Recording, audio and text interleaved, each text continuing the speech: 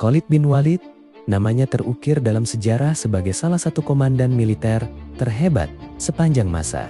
Bukan karena jumlah pasukan yang ia pimpin, melainkan karena kejeniusan strategi yang nyaris tak pernah terkalahkan. Ia dijuluki Saifullah al-Maslul, sang pedang Allah yang terhunus. Bagaimana seorang komandan dengan pasukan yang seringkali lebih kecil mampu mendominasi lawan-lawannya yang jauh lebih besar.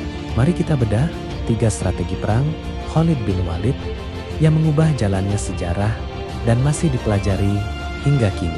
Pertama, pertempuran Walaja, panggung di mana Khalid memperkenalkan taktik pengepungan ganda yang legendaris. Di hadapan pasukan kekaisaran Persia yang jumlahnya berlipat ganda, Khalid tidak gentar. Dengan cerdik, ia menyembunyikan 2 unit kavaleri elit di balik perbukitan yang mengapit medan perang. Benar-benar tak terlihat oleh musuh. Pasukan utama Muslim kemudian diperintahkan maju, bertempur sejenak, lalu melakukan manuver mundur yang terkoordinasi. Tipuan ini berhasil. Pasukan Persia yang terlalu percaya diri terpancing untuk mengejar, meninggalkan formasi mereka, dan masuk lebih dalam ke jebakan. Tepat pada saat yang krusial, saat barisan Persia telah meregang dan kehilangan kohesi, Khalid memberikan sinyal. Kedua unit kavaleri yang tersembunyi menyerbu keluar dari balik bukit, menerjang kedua sisi sayap belakang pasukan Persia. Hasilnya adalah sebuah penjepitan sempurna.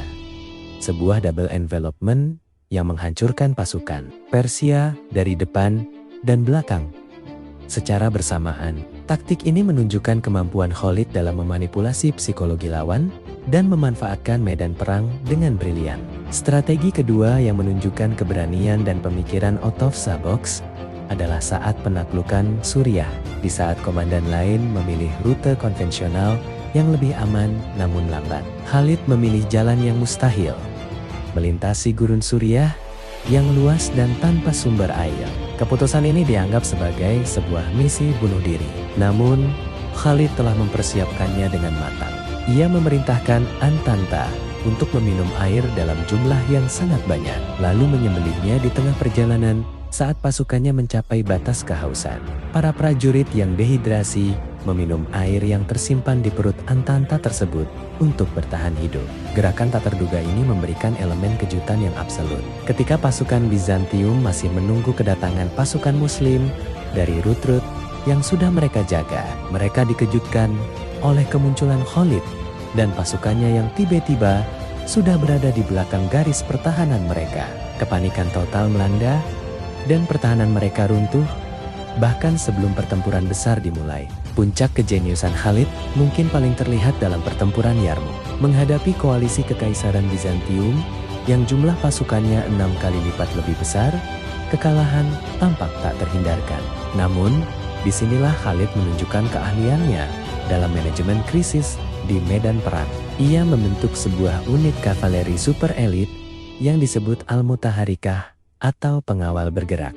Unit ini tidak terikat pada satu sayap pun, melainkan berfungsi sebagai pasukan cadangan strategis yang dipimpin langsung oleh Khalid. Sepanjang pertempuran yang berlangsung berhari-hari, setiap kali garis pertahanan Muslim di sayap kanan, kiri, atau tengah hampir jebol oleh gempuran dahsyat Legiun Bizantium, pengawal bergerak ini akan melesat seperti kilat. Mereka datang menambal celah, memberikan dukungan krusial, dan memukul mundur serangan musuh tepat pada waktunya.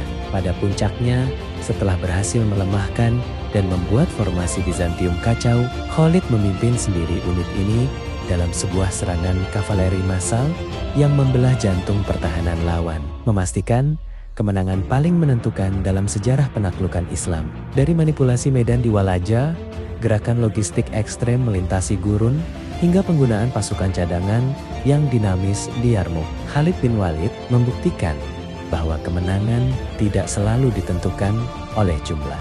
Ia adalah seorang maestro strategi, seorang psikolog ulung di medan perang, dan seorang komandan yang keberaniannya menginspirasi pasukannya untuk melakukan hal-hal yang mustahil.